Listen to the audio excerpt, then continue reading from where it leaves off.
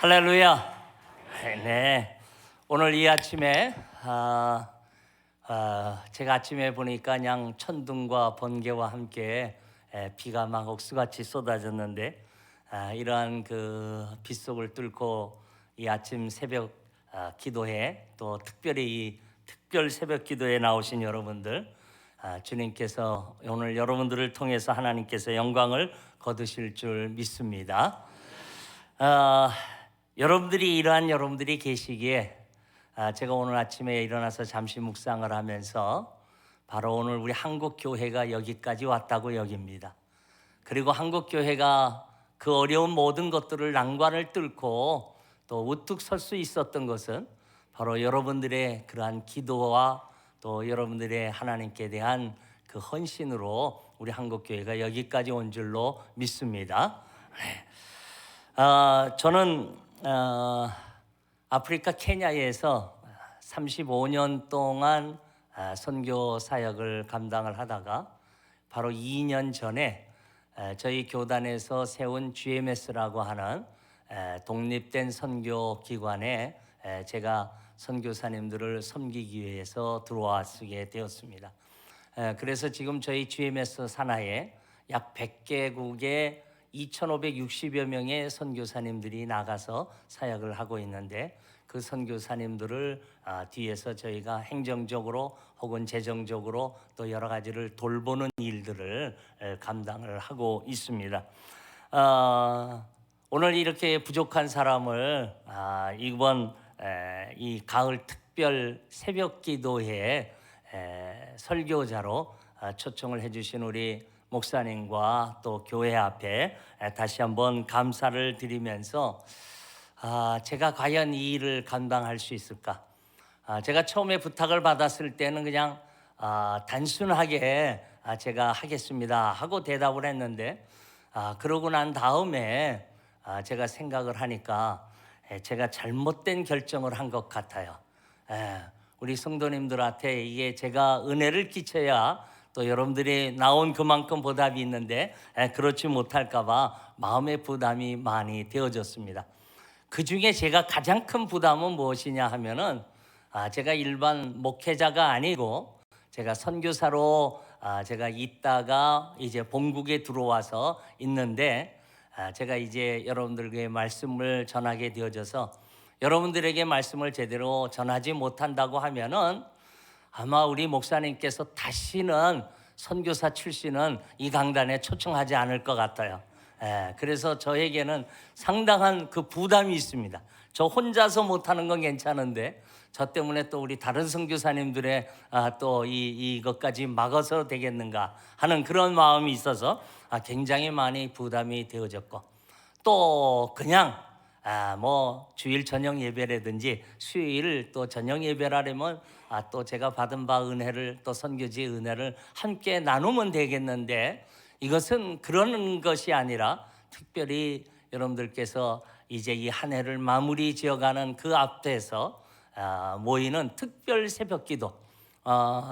제가 한국에 있을 때는 이 특별이라는 말은 없었는데 요즘은 이제 이 특세라는 것이 있어서 이 특별 새벽기도회니까 특별한 사람들이 모인 자리에 특별한 강사가 말씀을 전해야 되는데 저같이 그저 미말의 선교사가 와서 말씀을 전하게 된다고 하면은 이게 참 여러 가지로 많은 어려움이 있겠다 하는 것 때문에 제가 많은 부담이 되었습니다. 사실 우리 목사님은 제가 전혀 알지 못하는 분입니다.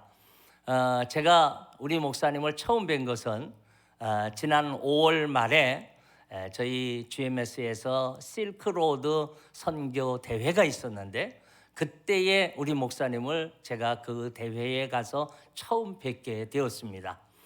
그래서 그곳에서 한 3박 4일 동안 함께 지나면서 간단한 교제를 나눴지 전혀 알지를 못하게 되었기 때문에 목사님께서 저를 초청한 것이 아마 큰 믿음을 가지셔가지고 저를 초청하신 것 아닌지 아니면은 이번에 실수를 하셔가지고 또 저를 초청한 거 아니신지 모르겠습니다.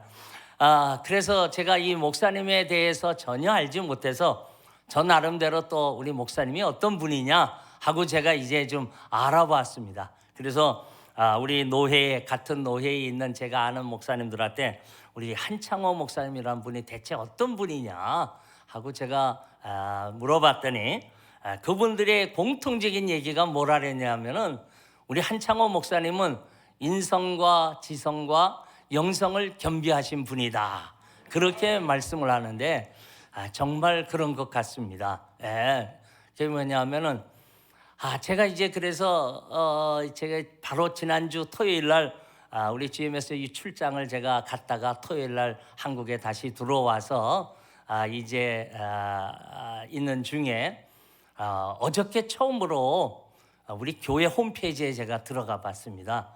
그래서 들어가서 우리 목사님의 설교란을 보는 순간에 목사님이 어제 주일날이죠, 설교에 뭐라고 말씀을 하시느냐 하면은 이제 이 교회에 27년을 담임 목회를 하셨대요. 그래서 27년을 담임 목회를 했으면은 이제 뭐 성자가 다 된 거 아닌가, 그렇게 말씀을 하시는 건데, 30년을 하시면은 성자가 다 될 거라 그러시는 것 같은데, 제가 보니까 이미 벌써 성자가 되신 것 같아요. 제가 제일 존경하는 분들은 어떤 분들이냐 하면은 한 교회에서 최소한 20년 이상을 목회하신 분들이, 왜 그런지 아세요? 같은 사람을 놓고 20년 이상을 설교합니다. 그것도 전혀 변화가 일어나지 않는 사람들만 모아놓고 20년 동안 하고 있어요. 그렇지 않습니까? 주일 아침 설교, 저녁 설교, 뭐 수요 예배 설교, 새벽 설교, 뭐 신방 설교, 뭐 엄청나게 같은 사람 놓고 그 사람에게 같은 말씀을 전하는데, 그게 얼마나 놀라운 기적인 줄 아십니까? 뭐 좀 받아들이는 게 있고 변화되는 게 있어야 되는데 20년 예수 믿어도 변화가 안 일어나니까 그 사람을 놓고 변화가 될 줄 믿고 일하고 있는 그것이 얼마나 놀라운 일입니까? 제가 그래서 한국에서 목회하신 분들을 굉장히 참 존경을 하는데, 우리 목사님도 그런 분 중에 하나인 것을 알고 너무나 감사를 드립니다. 그러다가 제가 깜짝 놀랐습니다. 오늘 제가 설교를 할 수 없을 정도로 제가 이 서론이 긴 이유가 이겁니다.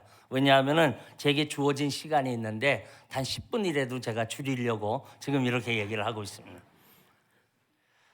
제가 오늘 이 설교를 하는 본문을 얼마 전에 제가 보내고 난 다음에 어제 목사님의 설교를 쭉 리스트를 보다가 깜짝 놀란 것은 지난 7월 23일, 지금부터 얼마 됐나, 이제 2달도 안 된 7월 23일 날 목사님의 설교가 그 샬롬 부흥 제 29번째 설교가 뭐냐면 오늘 이 같은 본문을 가지고 제가 하려고 하는 설교를 이미 본 주일에 하셨어요.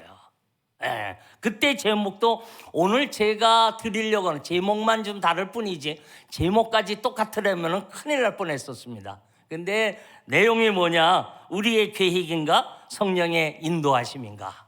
사실 오늘 제가 드리려고 하는 말씀이 그거였는데 이미 그걸 다 하셨으니 제가 어떻게 여기 설교나를 할 수 있겠어요?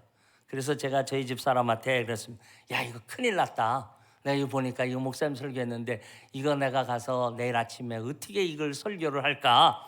이렇게 이제 하는 중에 저희 집 사람이 뭐라고 말을 하냐면은 같은 본문을 가지고 2번 하는 게 더 좋대요. 첫 번째는 그냥 제대로 알아듣지 못했으니까 서론이라고 하면은 이제 본론을 당신이 가서 좀 얘기를 하면 좋겠다. 그런 말씀을 해서 용기를 가졌습니다. 영어에 보면은 그거를 뭐라고 가리키느냐 하면은 세컨드 프리칭이라고 얘기를 합니다. 그 세컨드 프리칭이라는 것은 무엇이냐 하면은 본 설교자가 목사님이 나와서 설교를 하면은 대개 사회 보시는 장로님이나 다른 교육자가 나와서 오늘 목사님이 이런 말씀을 전했는데 이렇고 이래서 우리가 앞으로 이렇게 생활을 합시다, 또 신앙생활을 합시다 하고 세컨 설교를 하는데 그게 본 설교보다 더 길어요. 그래서 그걸 세컨 프리칭이라 이렇게 두 번째 설교라고 하는데, 오늘 제가 그래서 두 번째로 이거를 설교를 한다 생각을 하시고, 여러분들께서 오늘 귀한 말씀을 아멘으로 화답해 주시면은 이 말씀을 통해서 저와 여러분에게 하나님께서 예비해 두신 은혜가 임할 줄 믿습니다. 네, 감사합니다. 여러분들이 아시는 대로 이 복음의 회방자요 핍박자였던 이 사울이 복음의 증인이 되었습니다. 사도행전 9장에 보면은 다메섹 도상에 예수 그리스도를 믿는 사람들이 있다는 소식을 듣고 이 사도 바울이 그 다메섹에 모여 있는 크리스찬들을 잡아다가 옥에 가두고 그들을 핍박하기 위해서 가다가 빛 가운데 예수 그리스도를 만납니다. 그래서 저가 변화가 일어납니다. 그래서 그때부터는 복음의 회방자가 아니고 복음의 핍박자도 아니고 이제는 복음의 증인으로서의 삶을 일생 동안 살아가게 됩니다. 그래서 사도행전 13장으로 가서 이 사도 바울이 안디옥 교회에 파송을 받습니다. 바나바와 같이 복음의 증인으로 파송을 받아가지고 제1차 전도 여행을 소아시아 일대를 성공적으로 마치게 되어집니다. 그리고 자기를 파송했던 안디옥 교회에 돌아와서 이제 오늘날 같이 선교 보고를 하고 난 다음에 사도 바울은 제2차 전도 여행을 준비를 하게 됩니다. 내가 이번에 두 번째 전도 여행을 어디로 갈까 하면서 기도하며 준비하다가 저가 결정을 했어요. 어디로 가서 복음을 전할 것이냐? 내가 이번에는 아시아로 가서 복음을 전해야겠다 생각을 하고 저가 아시아로 가려고 했었습니다. 특별히 사도 바울이 가려고 하는 아시아의 도시가 하나 있었는데 그 도시가 7절에 보면은 무시 앞에 이르러 비두니아로 가고자 애쓰되 하는 말이 나옵니다. 이 사도 바울이 비두니아의 도시라고 하는 그 도시로 가서 복음을 전하고 계속해서 아시아로 가서 복음을 전하려고 계획을 세우게 되었습니다. 오늘 이 본문 말씀은 어떤 말씀이냐 하면은 바로 이러한 사도 바울이 1차 전도 여행을 마치고 2차 전도 여행을 떠나기에 앞서서 준비했던 그 거간에 일어났던 한 사건을 통해서 하나님께서 저희들에게 교훈을 하나 해주고 계시고 있습니다. 이 비두니아라고 하는 도시는 아시아로 들어가는 길목에 있는 도시입니다. 그러다 보니까 자연히 많은 사람들이 왕래를 하는 교통의 중심지가 되었고 또 많은 사람들이 모이게 되어지다 보니까 또 상업의 중심지가 되어졌고 이래서 어느 도시보다도 왕성한 도시가 바로 이 비두니아라고 하는 도시입니다. 사도 바울이 왜 비두니아로 가려고 했는지 모르지만은 성경학자들은 이야기를 바로 이러한 데 초점을 두고 저 복음의 증인의 입장에서 볼 때에 많은 사람이 모인 곳에 가서 복음을 전하게 된다고 하면은 저들이 들었던 복음을 자기 각기 고향에 돌아가서 자기 가족에게 자기 친족들에게 이웃에게 복음을 전하게 될 것이니까 어쩌냐면은 복음에 빠른 확산의 입장에서 본다고 하면은 이 비두니아 아시아로 가서 복음을 전하는 것이 선교적인 전략적인 측면에서는 가장 올바른 길이라고 사도 바울은 생각을 했을 것 같습니다. 그런데 문제가 생겼습니다. 오늘 이 문제가 어떻게 생겼죠? 6절에 이렇게 시작을 합니다. 성령이 아시아에서 말씀을 전하지 못하게 하시거늘. 사도 바울이 아시아로 가려고 하는데 성령께서 막으시고 있어요. 그 다음에 또 7절에는 뭐 어떻게 하느냐면 저가 그래도 무시아 페르로 비두니아로 가고자 애쓰되 예수의 영이 허락지 아니하는지라. 저가 아시아로 기도하며 준비하며 아시아로 가려고 했는데 성령께서 막으시고 예수의 영이 막으시고 그리고 난 다음에 9절 말씀해 보니까 그날 밤에 환상을 통해서 사도 바울을 마게도냐로 부르시게 되어집니다. 그런데 사도 바울 입장에서 본다고 하면은 이 마게도냐는 자기의 기도 가운데 들어가 있는 도시도 아니었었어요. 그 지방도 아니었었어요. 전혀 알지 못하는 사람들이 있습니다. 그곳에 한 번도 가보지도 못한 사람들, 어떤 사람이 있는지 무슨 일이 일어났는지 알지 못하는 그곳이 바로 이 마게도냐였는데 사도 바울은 이 환상을 본 후에 오늘 10절 말씀해 보니까 우리가 그 환상을 보았을 때 우리가 곧 마게도냐로 떠나기를 힘쓰니, 저는 이 곧이라는 이 단어 하나가 사도 바울의 위대성을 나타내주고 있어요. 전혀 기도해보지도 아니하고요, 준비도 하지 않았던 곳이었어요. 자기는 아시아로 가려고 준비를 하고 아시아를 위해서 기도하고 있었는데 갑자기 마게도냐가 나타난 것이, 지역적으로 본다고 하면은 이 아시아로 들어가는 건 동쪽이고요, 마게도냐는 서쪽에 정반대의 지역입니다. 그런데 하나님께서 이 마게도냐로 부르셨어요. 그랬을 때에 우리 같으면 어떻게 했었을까요? 하나님 좀 기다려 주십시오. 제가 기도해보고 결정하겠습니다. 우리가 그렇지 않습니까? 저와 여러분이 신앙생활을 할 때에 교회에서 목사님이 어떤 교회의 어떤 직분을 맡게, 또 주일학교 반사를 맡고 또 어떤 부탁을 하면요, 하나님 제가 목사님 제가 알겠습니다 하는데 지금 형편이 조금 그러니까 요 형편이 나아진 다음에 제가 하겠습니다, 조금만 기다려 주십시오. 이럴 때가 우리가 많이 있어요. 아마 바울도 그렇게 생각합니다. 하나님 제가 좀 기도해보고 아시아가 좋은지 마게도냐가 좋은지 기도해보고 결정하겠습니다. 이렇게 하지 아니하고 저가 어떻게 했죠? 곧 immediately 즉시 마게도냐로 떠나기를 힘썼다 그랬습니다. 이게 사도 바울의 위대성이죠. 저와 여러분, 여기에서 우리는 성경이 통해서 주시는 아름다운 교훈 하나를 얻을 수가 있습니다. 그것이 뭐냐면요, 우리의 계획도 중요하고 우리의 결정도 중요하고 우리의 경험도 중요하지만은 이거보다 더 중요한 것이 하나 있는데, 그것이 무엇이냐면 성령께서 우리에게 무엇라고 말씀을 하시느냐, 주님이 저와 여러분에게 뭐라고 말씀을 하시느냐, 이것이 더 중요하다고 하는 사실이에요. 왜 그런지 아세요? 하나님의 역사는요, 우리의 이성 바깥에서 역사하십니다. 우리가 알고 있는 지식 바깥에서 역사하십니다. 하나님은 우리의 경험을 뛰어넘어서 역사하시는 하나님이에요. 오늘 그 하나님의 역사가 있기 때문에 오늘 저와 여러분의 삶 가운데에 이 주님의 인도하심을 받고 주의 음성을 듣는 삶이 되어질 수 있기를 주의 이름으로 축원합니다. 여러분들, 이렇게 사도 바울이 성령의 인도하심을 받아서 마게도냐로 갈 수 있었던 더 중요한 이유는 뭐냐면요, 마게도냐에 부름이 있었다는 거예요.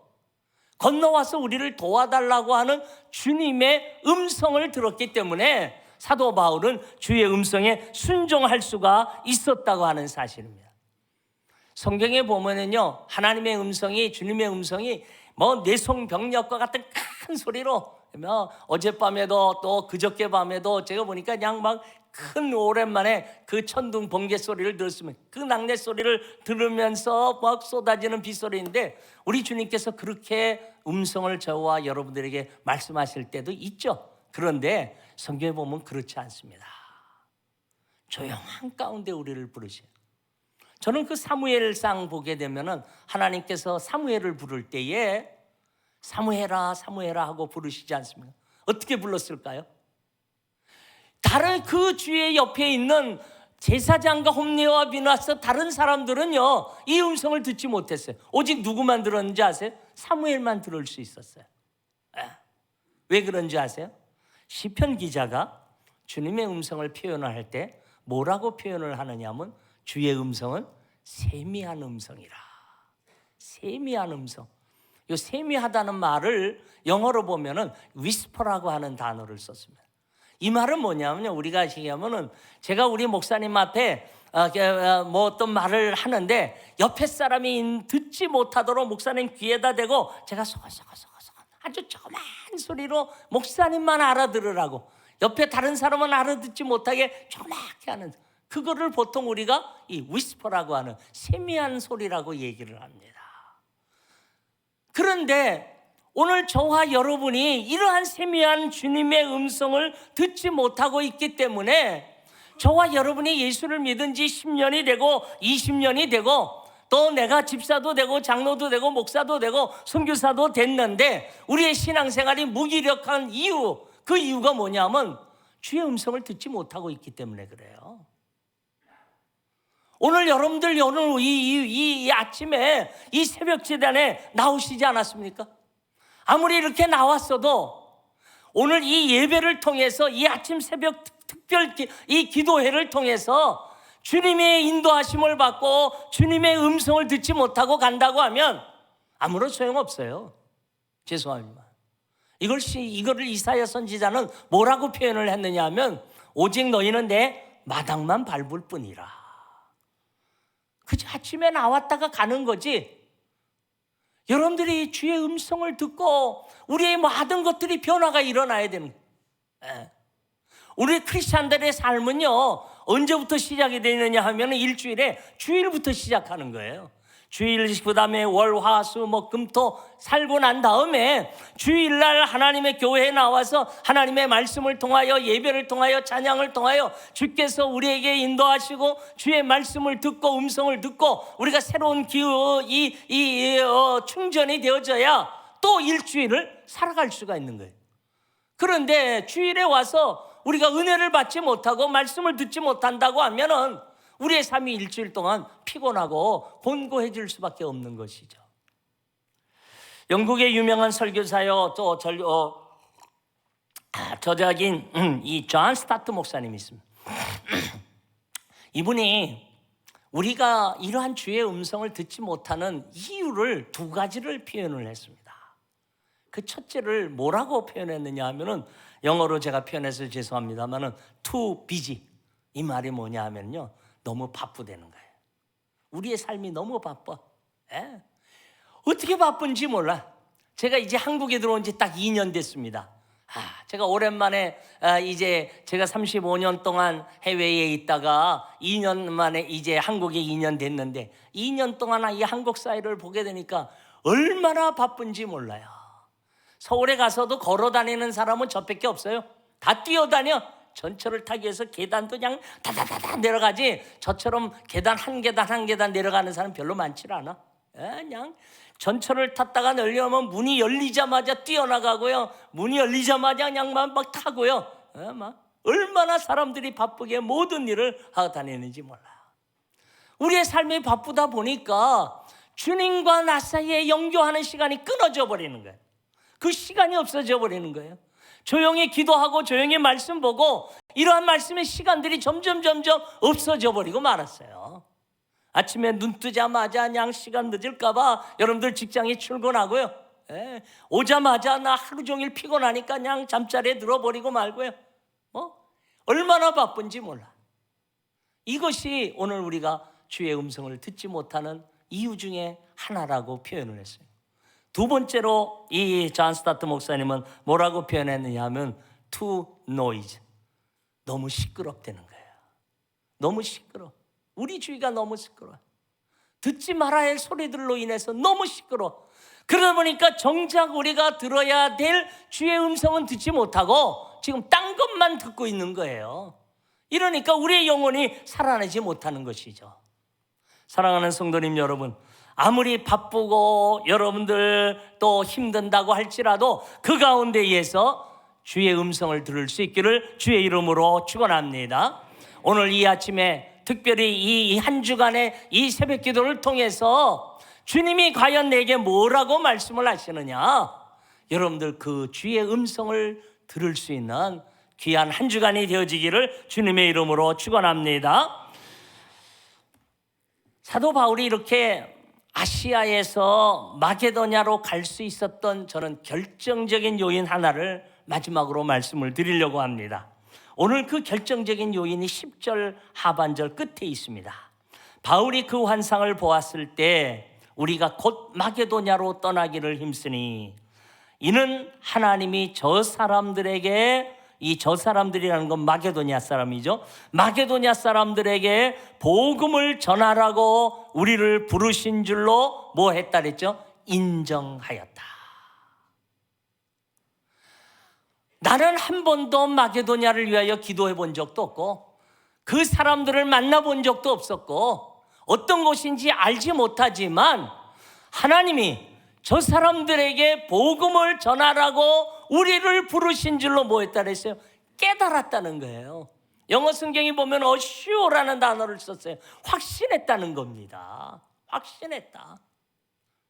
하나님이 나를 그곳으로 불렀다고 하는 것을 확신했다고 믿었어요. 여러분들 오늘 우리가 교회에서 보게 된다고 하면은 연초 새해가 되면은요, 뭐 직분자들 많이 임명할 거예요. 세회 상가대도 임명하고 주일학교 반사도 임명하고 뭐 여러 가지 부서장들을 다 임명할 거예요. 여러분들 그 일을 감당할 때에 하나님께서 금년에 내게 맡겨줬다고 하는 깨달음이 있으면요, 인정함이 있으면요, 힘들고 어려워도 그 일을 감당합니다. 근데 그렇지 못하면은 자꾸 빠지게 되고 중단하게 된다는 거예요. 이게 놀라운 중요이거든요. 여러분들, 우리 한국에 150년 전에 우리 한국이 어떻는지 아십니까? 우리 150년 전에 우리 한국은요, 정말로 보잘것없는 나라였었어요. 1920년에 허버트 케인이라는 사람이 세계 더 프로그레스 오브 월드라고 하는 세계 선교의 발달이라고 하는 책을 냈었습니다. 거기 한국 편에 보면은요, 이 한국을 어떤 나라라고 표현을 하고 있느냐면 두 가지로 표현을 했어요. 첫째로 이 한국은 질병이 창궐하는 나라라, 그렇게 표현했어요. 예. 그때 당시에 한국에 뭐 콜레라, 장티푸스 한번 돌면은 수많은 사람들이 죽어나가. 저희가 아프리카 지금은 좀 덜합니다만은 저희들이 입국을 하려면은요, 여러 가지 예방 주사를 많이 맞아야 돼요. 그 중에 대표적인 게 뭐냐면 늘 콜레라 주사를 맞아야 돼. 예.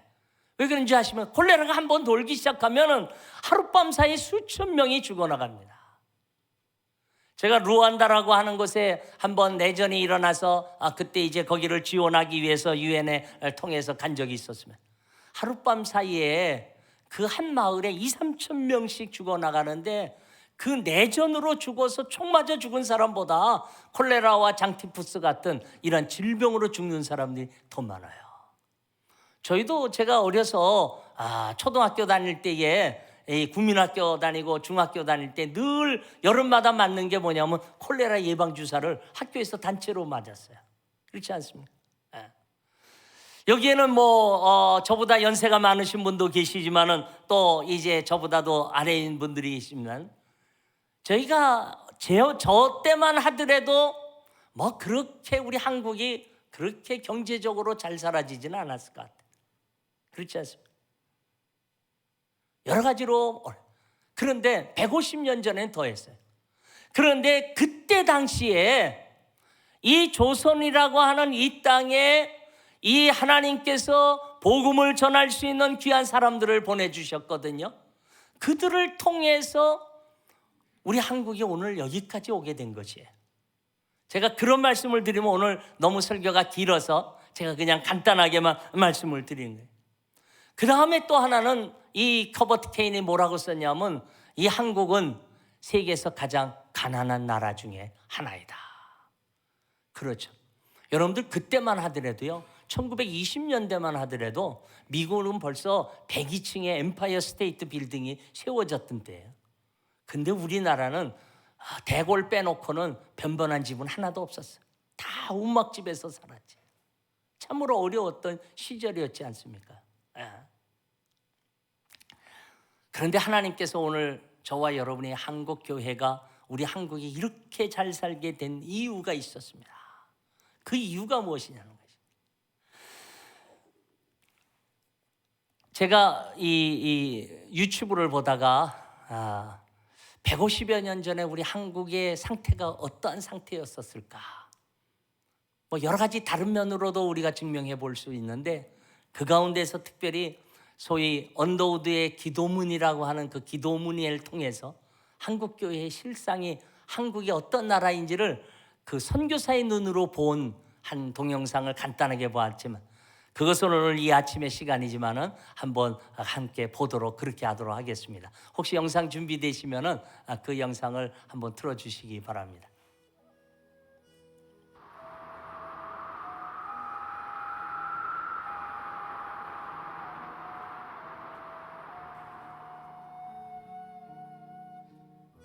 주여, 지금은 아무것도 보이지 않습니다.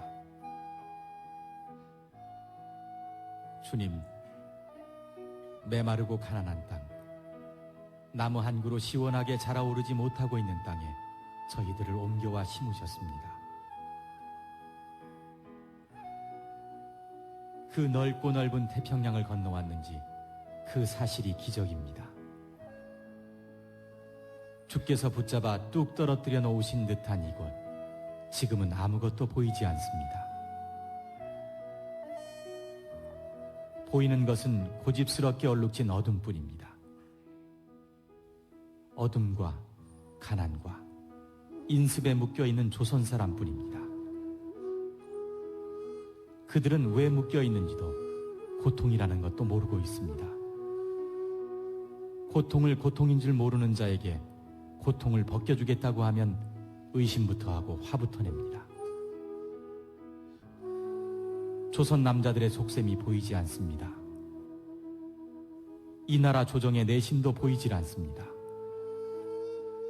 가마를 타고 다니는 여자들을 영영 볼 기회가 없으면 어쩌나 합니다. 조선의 마음이 보이지 않습니다. 그리고 저희가 해야 할 일이 보이지 않습니다.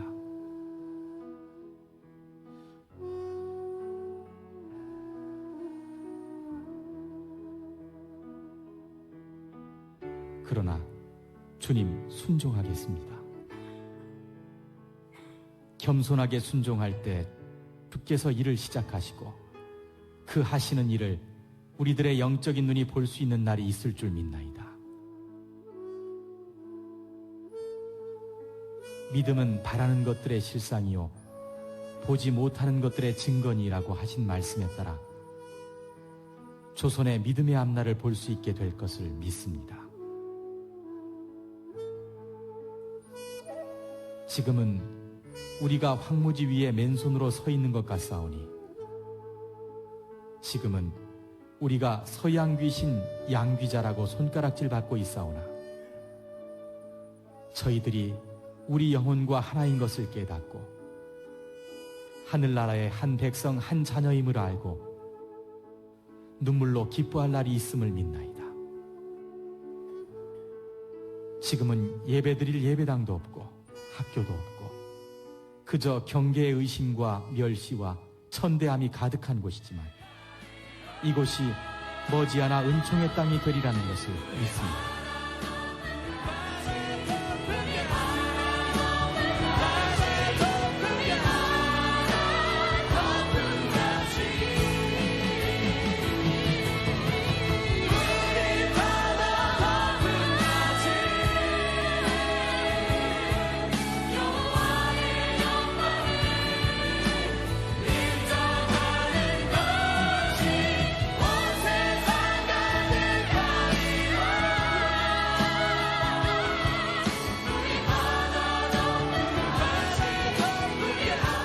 주여, 오직 제 믿음을 붙잡아 주소서. 흑암에 살고 있는 우리 백성들을 구원하시기 위해서 하나님께서 이 땅에 복음의 사역자들을 보내주셨습니다. 그래서 우리는 사망에서 생명으로 옮기게 되었어요. 그들이 있었기에 오늘 저와 여러분이 이 아름다운 교회에서 하나님 앞에 이 예배를 드릴 수가 있게 되었다고 하는 이 사실이죠. 하나님께서는 미국의 북장로교 선교사였던 언더우드를 통해서 이 땅에 복음을 전해주셨고 미국의 연합감리교회 아펜셀라를 통해서 이 땅에 복음을 전해주셨습니다. 저는 한국에 들어오면은 제가 선교지에 있다가 꼭 제가 방문하는 곳이 한 곳이 있었습니다. 그것이 저 합정동에 가면은 외국인 묘라고 하는 그 양화진이라는 곳에 외국인 묘가 있는데 거기 가면은 무덤의 구가 한 500구가 그 묘원에 있습니다. 근데 그 500구 가운데 약 절반이 되어지는 250구가 선교사들이나 혹은 그의 자녀들과 또 혹은 개화기에 한국을 도왔던 그러한 외국인들의 묘가 거기에 있게 되어집니다. 그 가운데 특별히 이제 저는 장로교 선교사니까 언더우드 선교사의 묘를 가게 된다고 하면 거기에 제 3대가 묻혀져 있습니다. 우리에게 처음으로 복음을 전했던 1885년도에 와서 복음을 전했던 언더우드 선교사님이 저가 우리 한국 땅에서 복음을 전하다가 1931년도에 저가 병이 들어서 미국에 치료차 갔다가 한국의 땅을 밟지 못하고 제가 미국에서 사망을 하게 되었습니다. 그때 저가 죽으면서 자기의 그 묘를, 무덤을 자기를 한국 조선에다가 묻어달라고 했지만은 여러 가지 시대적인 상황으로 인해서 한국에다가 묘를 쓰지 못했어요. 그러나 그의 아들이 언더우드가 한국에서 일생을 보내고 한국 땅에 묻혔습니다. 그리고 그의 손자가 또 우리 한국 땅에 묻히게 되었어요. 그래서 지난 1992년도에 이분의 유언에 따라서 이 언더우드 선교사님의 유해를 이곳 양화진으로 옮겨져서 그곳에 지금 가면은 언더우드의 제3대가 무덤에 묻혀져 있게 되어집니다. 그리고 바로 그 옆에는 조그만 비석들이 그냥 한 70여 개가 있는데 어떤 거는 이름도 있고 어떤 건 이름도 없고 어떤 거는 날짜도 써져 있어요. 이건 뭐냐 하면은 그때 당시 선교사들의 자녀들로 태어나자마자 죽은 아이들은 이름도 없고 태어나서 이름까지 있는 아이도 있고 어떤 아이들은 보면은 그저 한 일주일 혹은 길게 1년 살다가 죽은 아이들의 그 묘비들이 쫙 거기에 써 있습니다. 저는 그곳에 한 15분 정도면은 묘원을 다 돌아보고 난 다음에 제가 그 묘 앞에 서서 묵상을 잠시 해봅니다. 어떤 묵상을 해보느냐면 하나님, 왜 이들이 여기에 묻혀 있을까요? 그러면서 생각을 해봅니다. 저들이 어떤 일가 친척을 만나기 위해서 우리 한국 땅에 왔을까요? 그렇지 않은 거죠. 그렇다고 하면 저들이 무슨 높은 권세를 얻으려고 우리 한국 땅에 왔을까요? 그것도 아니었어요. 그렇다면 저들이 어떤 일확천금을 꿈꾸고 그때 당시에 서부로 가던 시기였었으니까 저들이 어떤 일확천금 때문에 돈을 벌기 위해서 우리 한국 땅에 왔을까요? 그렇지 않았습니다. 그러면 왜 왔을까? 그러는 중에 바로 그 옆에 가면은 이제 기념관이 있습니다. 그리고 거기에 어떤 선교 자료들을 전시해냈는데 거기에는 한번 입구에 들어가면은 들어가고 난 다음에는 불이 깜깜한 가운데에 벽면에다가 이제 빛으로 쏘이면서 글자가 한 글자가 나타납니다. 제가 그거를 촬영해서 가져온 게 있는데 한번 좀 쏴보시고 화면에만 띄워주시면 되겠습니다. 그 벽면에 이렇게 거기에 써져 있습니다. 뭐냐면 하나님이 조선을 이처럼 사랑하사. 한번 그 화면을 사진을 하나 벽면 띄워주시면 좋겠습니다. 하나님이 조선을 이처럼 사랑하사. 제가 그것을 보는 순간에 바로 이거라는 것이죠. 저 사람들이 이 땅에 온 이유가 뭐냐면은 하나님이 우리 조선을 사랑해서 언더우드를 보내고 아펜셀라를 보낸 것이에요. 이거는 오늘 본문 말씀과 제가 비교해서 한다고 하면 하나님께서 마게도냐로 이 사도 바울을 부른 것은요, 하나님께서 이 마게도냐 사람을 사랑하시기 때문에 사도 바울을 부른 거예요. 다른 이유가 하나도 없다고 하는 사실입니다. 네, 저 말씀에 하나님이, 다시 계속 그 화면만 떠주시면 되겠습니다. 하나님이 조선을 이처럼 사랑하사. 여러분들, 하나님께서 주의 사역자들을 보내는 거예요. 오늘 우리 한국 교회가 착각을 하면 안 돼요. 오늘 우리가 선교사를 보내는 게 아니에요. 우리가 돈을 후원하지만은 하나님이 보내시는 거예요. 오늘 우리 교회는 뭐예요? 그곳에 쓰임 받는 도구일 뿐이라는 것이에요. 도구일 뿐인 것이에요. 오늘날 하나님께서 우리 한국 교회를 사랑해서 복음을 전해주시고 우리 한국을 사랑하셔서 우리로 하여금 이 아름다운 경제적인 성장도 저는 이루게 하셨습니다. 그 이루게 하신 이유가 뭐냐면 우리로 하여금 복음의 이 전하라고 하시는 일. 여러분들 100여 년 전에, 150년 전에 우리 한국이 아까 말씀드렸죠, 엄청나게 가난한 나라 중에 하나였어요. 학교를 제대로 세운 게 있습니까? 병원이 제대로 있었습니까? 무엇 하나 있었던 것이 아니었어요. 그러나 미국의 북장로교 선교사들을 통해서 이 땅에 병원을 처음으로 설립을 하고요, 그 다음에 학교도 설립을 하고, 그래서 오늘 우리 한국교회가 여기까지, 한국 사회가 이만큼 나오게 된 것입니다. 제가 하나 비교를 한다면요, 제가 군대에 갔더니 이 군대에서 언더우드 타자기라고 하는 타자기를 저는 처음 써봤습니다. 한국에선 공병우 타자기라는데 제가 이 군에 가서 제가 이제 군 생활을 제가 이제 미군 부대에서 하게 됐는데 거기에 보면은 거기에 타자기가 언더우드 타자기. 근데 모든 전 세계적으로 그 타자기를 언더우드를 타자기를 써요. 그래서 그 타자기가 어떻게 언더우드인가 하고 알아봤더니 바로 우리에게 복음을 전했던 언더우드 선교사의 형이 이 언더우드 타자기 공장 사장이에요. 그래서 이분이 이 언더우드 타자기를 제조해가지고 팔아서 번 돈 가지고 그 돈을 가지고 한국의 선교사로 가고 있는 자기 동생에게 헌금을 보내서 그 헌금을 가지고 세운 학교가 오늘날의 연세대학교예요. 그들이 없었다고 하면은 병원도 학교도 오늘 우리가 세울 수가 없는 그런 연약한 우리의 실정이었죠. 그렇기 때문에 우리는 빚진 자들인 것이죠.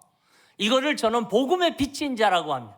제가 우리 목사님에게 만일 100만 원의 빚을 얻었으면은 제가 100만 원을 준비해 가지고 우리 목사님 앞에 드리면 빚을 갚으면 돼요. 근데 이 복음의 빚은 그렇지 않지 않습니까? 이 복음의 빚은 이제 아직도 복음을 듣지 못한 사람들에게 복음을 전하는 것이 복음의 빚을 갚는 원리라고 하는 사실입니다. 저는 이번 가을 특별 세미나에 여러분들의 그 주제가 무엇이죠? 사랑, 복음. 참 너무나 잘 정하신 것 같아요. 이게 그냥 따로따로 떨어진 게 아니거든요. 함께 묶어서 역사하시는 것이에요. 사랑하는 성도님 여러분, 오늘 우리는 많은 빚을 얻었어요. 많은 빚을 가진 사람들입니다. 오늘 그리스도의 복음이 없었다고 하면은요, 오늘 우리 하나님의 은혜가 없었다고 하면은 저와 여러분은 아직도 흑암 아래 있고 죽음 아래 있었던 사람들인데 하나님의 복음이 이 땅에 전해짐으로 그 사랑으로 인하여 그 은혜로 인하여 저와 여러분들이 거듭나게 되어지고 하나님의 백성으로 이렇게 살아가는 줄 믿습니다. 사랑하시는 성도님 여러분, 이번 가을 특세를 통하여 여러분들이 하나님 앞에 더욱더 기도하고 하나님께서 예배 드신 은혜가 넘침으로 말미암아 그것을 받고 여러분들 끝까지 승리하는 여러분들의 신앙의 삶이 되어지기를 주님의 이름으로 축원합니다. 거룩하신 아버지 하나님 감사합니다. 부족한 종이 오늘 가을 특세의 첫 시간에 귀한 말씀을 전하게 됨을 감사합니다. 하나님 이 기간 동안에 주께서 많은 은혜를 베풀어 주시어서 우리 사랑하는 성도들로 하여금 다시 한번 하나님 앞에 회복되게 하시고 하나님의 영광을 나타나는 귀한 주의 일꾼들이 되게 하여 주시옵소서. 예수님의 이름으로 기도하옵나이다. 아멘.